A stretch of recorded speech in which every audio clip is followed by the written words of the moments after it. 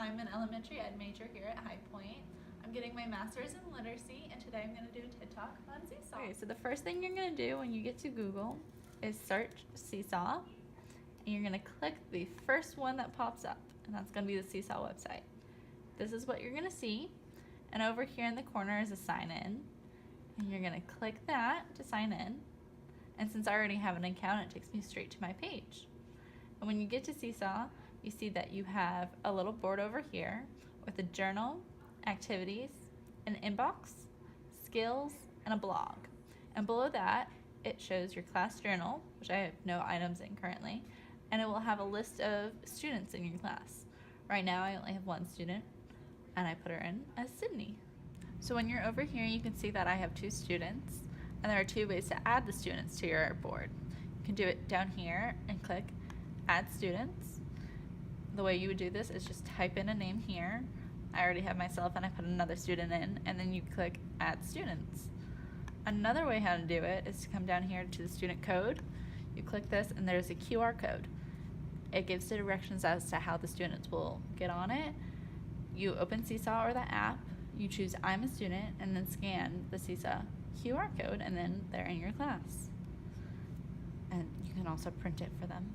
So the other thing down here you can see is where it says invite families, and you can click on this, and you can invite families to see all the work that their child is doing in their journal. They can get notified about new posts, and teachers can privately message them. So it's an easy way for teachers and parents to communicate while allowing parents the opportunity to see their child's work. You can see down here that you can turn on or off the family access. That is up to the teacher.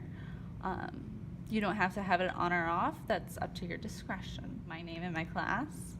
You can create different classes if you have different grades you're teaching, or if you're switching classrooms. You can also, down here you can see it says select your school. You click it and you find your school, and you can enter the name and it will pop up.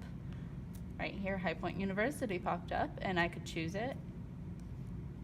We're not going to do that right now. Other thing down here is you can scan a QR code, or there's room for help. This is also where your system preferences are for your account. You can share Seesaw, their support, device information, and where you sign out. Okay, the next thing we can look at is up here with this tool. We can click on that, and it shows us our class settings. This is where you get the student code, another place to invite families.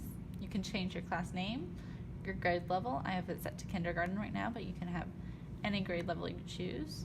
You can manage the teachers, the theme. I have ocean chosen right now. My class icon is an owl, but you can change that.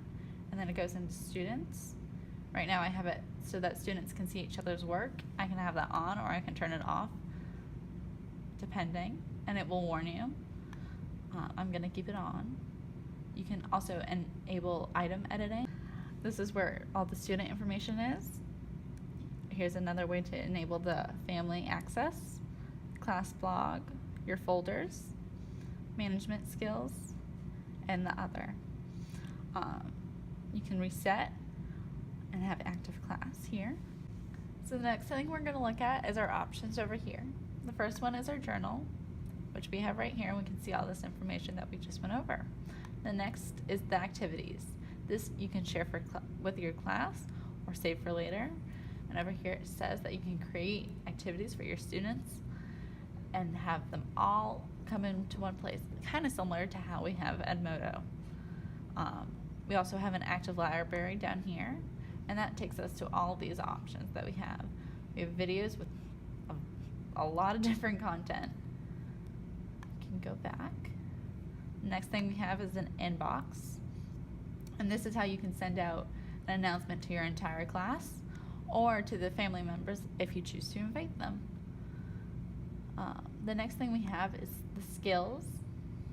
I have no skills set up currently, but you can use skills to progress towards student goals in real time, so you can track their progress.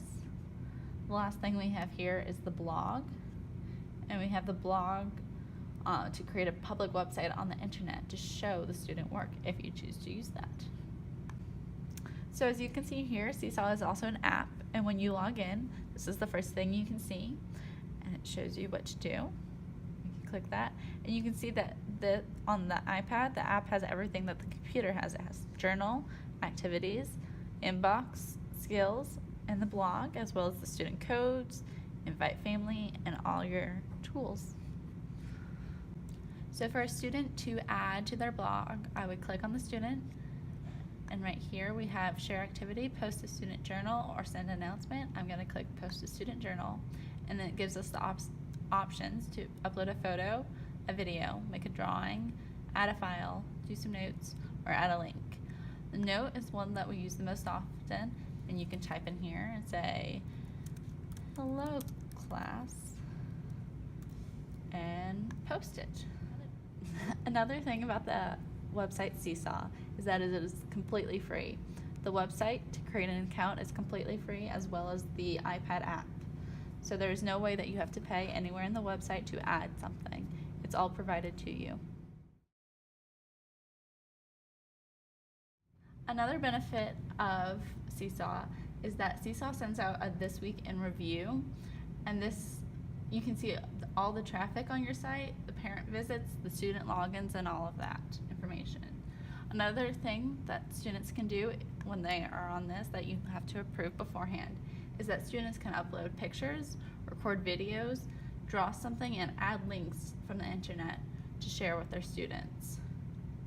Another thing is that students can upload a picture and annotate the top of the picture. So a positive thing about this, and one of the benefits of Seesaw, is that when a student wants to post something on their blog, the teacher has to approve of it. So this gives the teacher an opportunity to view all the students' work and then have the students collaborate on it. Another benefit of this is if you do choose to turn on the family access, it keeps parents engaged in it, and it allows the parents to view the post, comment on the post, and see what their kids are working on.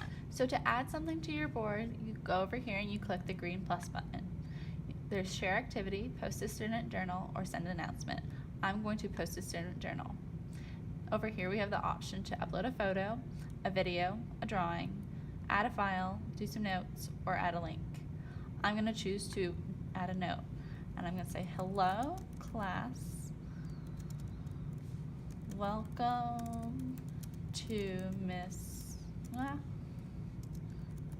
Griffin's classroom.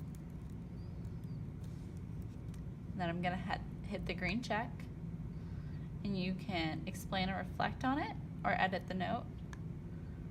And then it gives you an option as to who you want to post it to. You can post it to one student, all of your students, or everyone. I'm going to post it to everyone, and then once you click that, you click the green button, and then it will be there for everyone to see.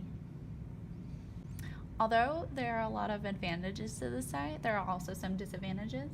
One of the biggest disadvantages of using the site is that when you go over and try to post something and you create a note, there are no formatting tools evident. So they can't change the size of the font, make proper headings, officially indent, etc. So if I wanted to say hello, cannot type, and I try and press tab, it does not let me. I am not able to indent or change the size of this as there are no tools. And when I upload it, I can edit the note, but it still does not allow me to change any of those features. And I can still post it to everyone and have it, and there are still no tools to change it here. In summary, I think that Seesaw would be very beneficial and easy to use in the classroom. It is very simple and can work in any grade level, i.e. elementary school, middle school, high school, and even in college. I personally would highly consider using this in my classroom in the future if I was in an upper grade elementary classroom.